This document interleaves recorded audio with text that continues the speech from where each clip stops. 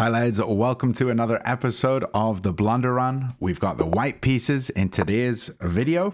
And so we're going to be playing a Jobava London, where we play d4, knight c3, and bishop f4. I really love this system, and I think you will love it too if you learn sort of how to play it and what some of the lines are. So always on move 2, knight to c3, unless they do an Englund Gambit or a Benoni, or something a little offbeat, but generally knight's coming here on move 2. Bishop will probably come here on the next move, and then e3 most likely. Yeah, let's put the bishop here, and there's no crazy g5 move that is stopping our bishop coming there. And let's try to think about what the ideas are here. So e3. E3 allows our bishop to look down this way, but most likely it's going to be coming to the d3 square. In this opening, he's played this move, a6, which is a kind of slow move. And if they play this move, it's really preventing our knight jumping into b5, which is often what we want to do in the Jobava London.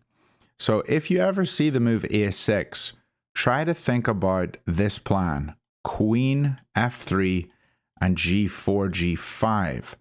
This is often an idea. We're actually going to start with g4. I call this the Gary attack, where we push g4, g5 up the board. The queen is protecting that square. He's come here. He's pinning the knight to the king. I could defend that with knight to e2, but I'm not going to do that now. I'm going to try to get my pieces on the squares they want to be on. And this queen is really well placed over here, looking down a lot of diagonals and nice weak squares that we can maybe target a little bit later. So if he takes here, it'll be a little frustrating, but we can just recapture and put the king on d2. The king's actually going to be fairly safe, hidden behind these pawns. This is how it's going to go, it seems. If his knight jumps in here, we can obviously capture it right now. So probably we'll be seeing d5. And then maybe he'll want to jump in here. So if that is his plan, maybe we'll play our bishop to d3 to stop the knight jumping. Often you don't put the bishop on d3 in these specific lines, but this is looking slightly different from the normal Gary attack. And yeah, I think the bishop's fine here, and put the king on d2. Probably my opponent will want to castle because he's already developed these two pieces. And that is good for us because we're going to be pushing the pawns on the king side and breaking open this position. If he does want to go a bit slower, it's going to take him some time to get castled over here. We're fine with that too because we have an open b file that we can attack his king down already. Like we could go here, that we could maybe take here. If the king's on b8, this would be pinned. So looking pretty good. Okay, so this move prevents the push of g5. So let's prepare g5 by going h4. We can go g5, pawn takes, and he can take our rook, but we're defending with the queen. So the queen is very well placed here, defending that guy. If he tries to break open in them, I mean, what he really should try to do is, yeah, break open here somehow. Maybe he needs to move this knight so that the c pawn can push up and break stuff. Yeah, so this move makes sense. But I'm already breaking on the other side of the board, and I think this is going to be annoying for him. He can't come here or here or here. Obviously, these two hang the knight, and this move, we win the knight, he wins the bishop, and we win a pawn. So basically, we just win a pawn there. So probably he's going to go over to d7, which means this bishop's not moving, which means it's going to take even longer for him to castle this way. And if he goes back here, that's just undeveloping, isn't it? So it kind of looks good. So now I'm wondering, do we go for queen g3? Looking at this pawn. I think we do. I think it looks good. And if that pawn moves, then there's even less likelihood that he's going to castle this way. Probably next, he's going to go bishop d7. Now, we could also push here. If he pushes, then the e6 pawn is very weak.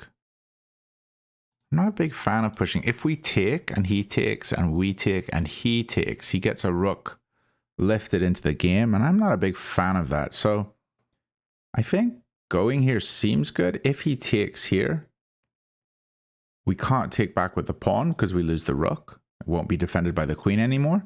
If we go here and he takes, we could take with the bishop, and maybe then he blocks us and we just come back with the bishop. And now the queen's not looking here. The rook's defending totally fine. I think this is fine. Yeah, so let's go queen g3. And again, if he captures here, we just capture back with the bishop. And right now we have two pieces attacking the c7 pawn. So we are threatening to take it. So probably he'll move here if he doesn't do this. Now I guess he could capture here and we take here. And his queen will have to move. And as soon as the queen moves, then, yeah, then we're not winning this pawn back. So yeah, I think we do have to recapture on g5, I think. What else could he plan? I really think c6 or c5 is going to be his move. Probably the queen will come here and look to attack down here somehow. Probably c5 is his best shot. And then maybe c4. Okay, and this move is very odd. So we can just win a pawn here.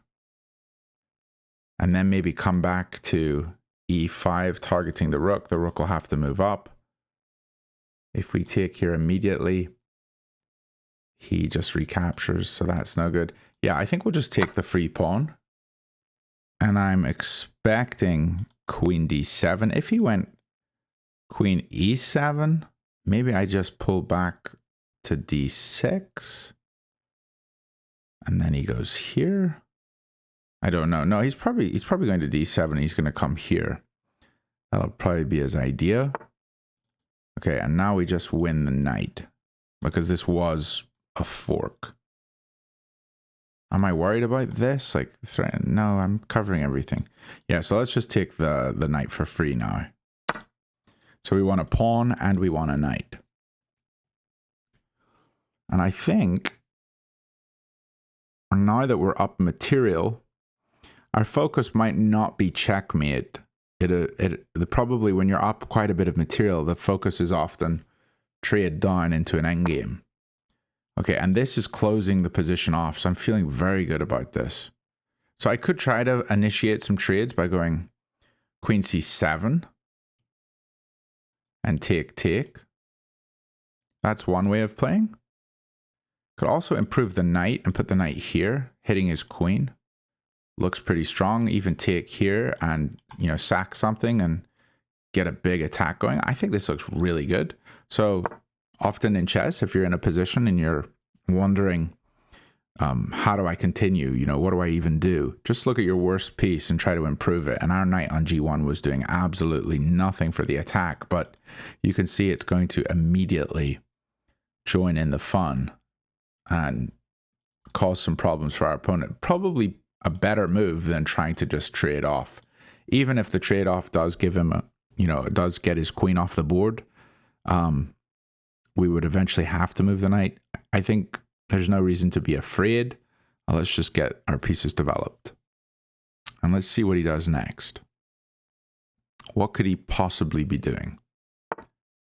Okay, knight there makes sense. He's defending this pawn. So if we jump in here and we sack, now he can take with the knight. And we take with the knight in here. And it's not amazing. I think his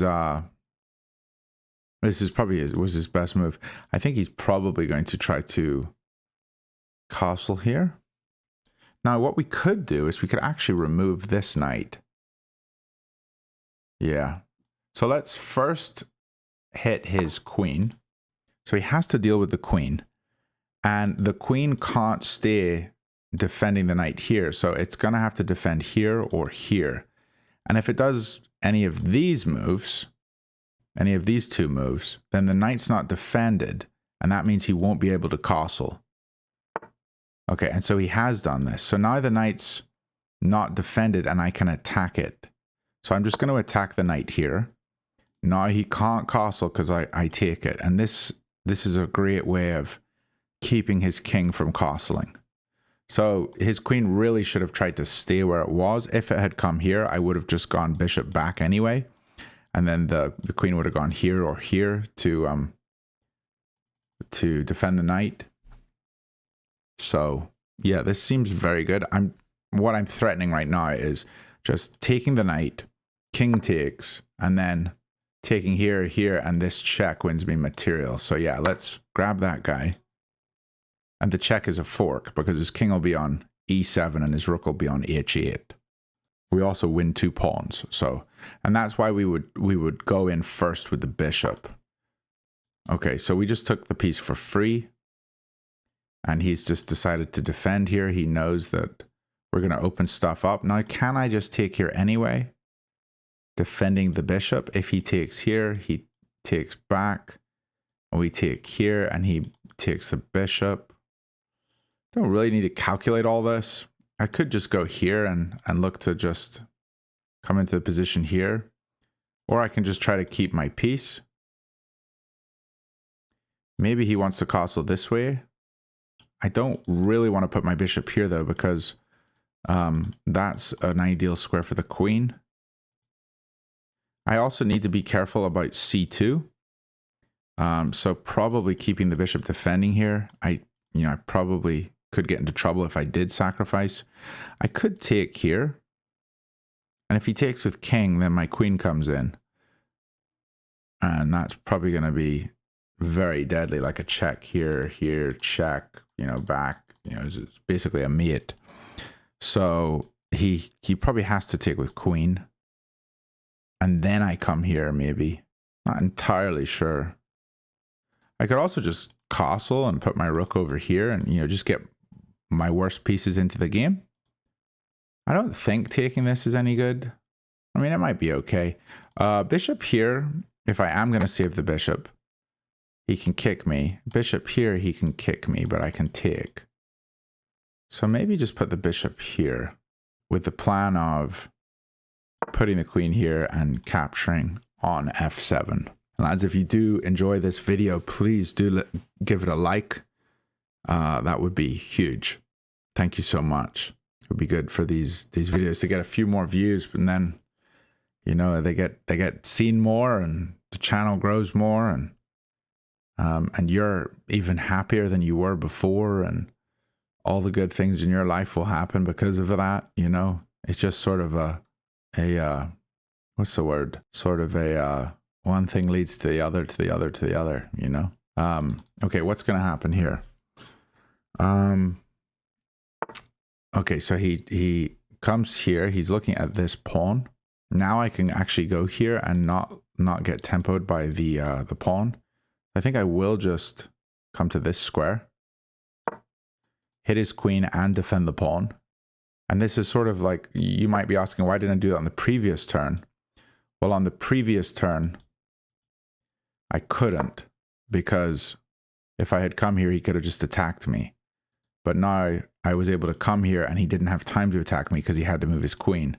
So I basically gained an extra tempo by moving here first and then here, which I kind of like. Now maybe he has e5, and if the bishop does move, then maybe he could win here. So I have to be a little careful. But I feel like just capturing on f7, king moves, and we capture on here, and there's a bit of a trade-off. So everything should be pretty fine at that point. I don't think he really has time to play a5 and b6, but we'll see. So another idea is, instead of just capturing here with the queen, well, actually capturing with the queen is very good actually, because I can take the rook right after. Okay. Now if I capture with knight, he actually can go here. No, the bishop's holding. So if I capture with knight, the rook has to go to this square. And then I can check him. Yeah. So let's capture with the knight. That looks pretty good. Now he could go here, we take, and he takes back, and this piece is pinned. But we can't get out with check because we wouldn't have the bishop defending. So he could give a rook and potentially win 2 pieces. But maybe we could just come here and defend it. You probably can. Yeah, so we're going to just throw the check in here. This looks fine. So his king has to go here, or he has to give up his queen, or he can come back. Coming back doesn't seem good because I have this check. So let's go with this. And now when I check here, you know, if he goes here, if he blocks, then we have this check, and the bishop and the queen are looking at the rook. Yeah, this looks very good. Okay, so check. And now we are lining up here. So we can probably take, which piece do we take with? If we take with bishop, he goes here. I don't know. I'll just take with the queen because I have checks here if he moves.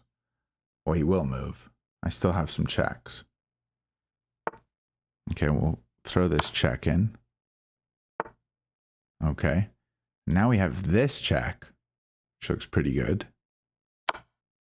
He's forced to go to this square. And if I come here, I'm threatening checkmate, but he can just go back. So that's no good. And I'd love to take here, but he can capture. So probably I'll just put the king here and then go rook b1 because this rook will be defending it. And then a rook down here should be game over pretty soon. Yeah, so let's just put the king on d2. Looks like a really safe square. Okay, he's targeting this. If he does hit it, we can always just go here. So let's just hit his queen. And I'm fine giving him this pawn. I guess he can block here. Oh, he didn't. Okay, let's go here and attack his rook. And we're also threatening checkmate if the rook moves. So we're threatening checkmate again here. And we'll see if we're able to play it. He may run out of time. There we go. Yeah, so it's a checkmate in one. And I don't know if he was able to save it. Let's have a look at the review and see. Okay, so play with an 89.4. And yeah, it was a checkmate in two. So basically, if he goes here, we have check, king here, and checkmate. Nice. Well, lads, I hope you enjoyed that. I think the game was fairly smooth. We didn't really have any, there was zero inaccuracies, zero mistakes, zero misses, zero blunders. It was basically a perfect game of chess. Hope you enjoyed. Hopefully that was instructive for you. And if you can, do subscribe and give the video a like. Appreciate you guys. Bye for now.